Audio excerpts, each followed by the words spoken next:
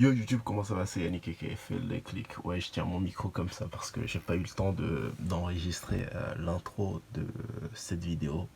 Donc on se retrouve directement sur mon ordinateur, hein, directement. Pourquoi je tiens le micro comme ça, gros? Merde. On se retrouve sur Lightroom pour 4 astuces pour être beaucoup plus efficace et avoir un Lightroom beaucoup plus performant. C'est bon? Go, let's go. On se retrouve donc sur mon ordinateur. La première chose qu'on va faire, c'est aller ouvrir Lightroom. Ok. Donc sur Lightroom, la première des choses qu'on va voir, c'est comment ranger Lightroom pour avoir un écran de Lightroom beaucoup plus clean, beaucoup plus propre.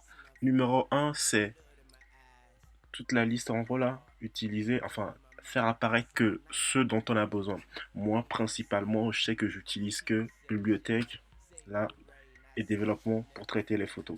Les autres cartes, livres, diaporamas, je ne l'utilise jamais, rarement. Donc je vais les décocher. Pour les décocher, vous faites clic droit en haut ici.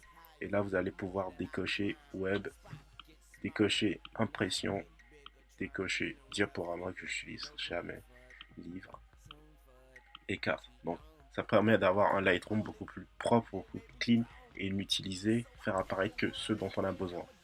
Bibliothèque, développement. Autre chose qui est toujours dans l'astuce numéro un, ranger Lightroom, c'est quand vous éditez ou faites quelque chose, enlevez les onglets inutiles. Donc là, les flèches là sur le côté, cette flèche là, à droite, en bas et en haut, ça vous permet donc d'éliminer les colonnes que vous ne voulez pas, enfin que vous utilisez pas. J'ai du mal. Donc là, moi quand je retouche souvent, j'utilise cette colonne-là parce que j'ai mes réglages, mes paramètres définis qui sont là. J'ai mes collections également. Et à droite, j'utilise aussi cela. En bas, j'ai déjà sélectionné mes photos, donc voilà, c'est beaucoup plus pratique. Et rarement en haut. Bon, mais ça peut vous aider. Ça, c'est l'astuce, enfin, c'est toujours dans l'astuce numéro un, ranger Lightroom. Toujours quand il s'agit de rangement de Lightroom, euh, il y a cette catégorie-là, là où on retouche ces photos avec les réglages, les tonalités, etc. Ce que je vous conseille, c'est d'activer le mode solo. Vous faites clic droit sur les réglages et vous mettez solo. En fait, le mode solo va vous permettre de ne pas avoir toutes les catégories qui apparaissent à chaque fois quand vous êtes dedans.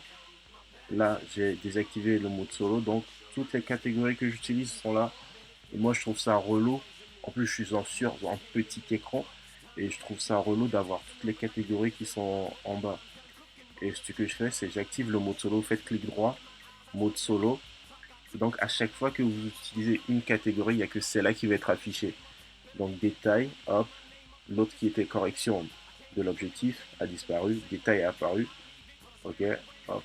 Et je trouve ça beaucoup plus pratique et beaucoup plus simple pour retoucher les photos. Ça, c'est le troisième élément dans ranger Lightroom. Astuce numéro 2, il s'agit maintenant de créer des previews ou des aperçus pour Lightroom. Quand vous allez importer une photo, quand vous êtes là à importer une photo, vous allez faire créer de base, c'est au niveau minimum. Ce que vous allez faire, c'est créer des aperçus en 1.1. Pourquoi les aperçus en 1? Les aperçus en 1 vont vous permettre de visualiser rapidement votre photo, de pouvoir zoomer, retoucher et éviter ce que j'appelle l'attente interminable de Lightroom, où genre vous importez une photo et là vous allez attendre à ce que ça charge. Et quand vous allez vouloir passer d'une photo à une autre pour voir ce que ça donne, pour avoir des vues aperçues rapidement, bah Lightroom va attendre et va vous faire poireauter, poireauter, poireauter, poireauter.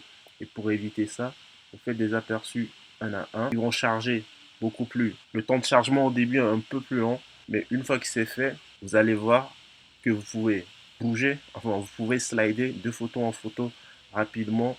Là, hop, vous pouvez même zoomer dedans et avoir une image potable immédiatement sans attendre le chargement de Lightroom, ce que je trouvais absolument long et interminable. Si vous avez déjà des photos, vous avez déjà téléchargé, enfin vous avez déjà importé des anciennes photos que vous voulez mettre en aperçu 1.1, donc faites bibliothèque, aperçu, créez des aperçus 1.1, et voilà, et immédiatement, bim, ça m'a mis non, n'a pas été créé parce que ça est déjà créé. Mais vous faites ça et vous allez avoir vos anciennes photos qui sont en aperçu 1.1 et donc vous pouvez immédiatement y accéder, zoomer, traiter vos photos beaucoup plus rapidement. Astuce numéro 3, il s'agit d'augmenter les performances de Lightroom. Ça, c'est un petit trick que j'ai appris récemment. Donc, vous allez dans Lightroom, vous faites préférences, et là, vous êtes dans les préférences de Lightroom. Si vous utilisez un processeur graphique propre à l'ordinateur et que vous êtes sur Lightroom, généralement, il va un peu ramer. Et pour éviter cela, vous allez décocher là. Donc l'accélération du processeur graphique est désactivée et du coup ça vous permettra à Lightroom d'être beaucoup plus efficace sur les photos, afin de les charger et de faire vos manipulations beaucoup plus rapidement. Astuce numéro 4, il s'agit de modifier votre identifiant Lightroom affiché sur l'écran. Donc là, c'est écrit Adobe Lightroom Photoshop, Lightroom Classic CC. Vous faites clic droit et là, vous faites modifier la plaque d'identité. Donc une fois que vous êtes ici, vous décochez, vous faites personnaliser. Et là, vous pouvez mettre le nom que vous voulez. Bon, moi j'ai mis Phil le clic, je peux mettre suivez-moi suivez-moi sur Insta. Et là, vous pouvez choisir votre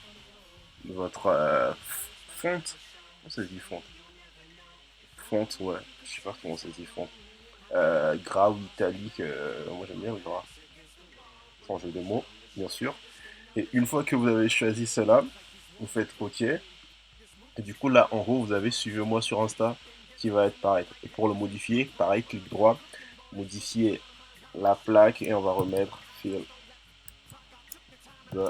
Ah, non, c'est difficile. Fil de.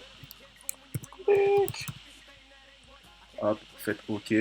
Donc voilà, vous pouvez donc modifier et avoir un truc assez personnalisé pour faire genre, yes, je suis dans le game Lightroom, tu vois.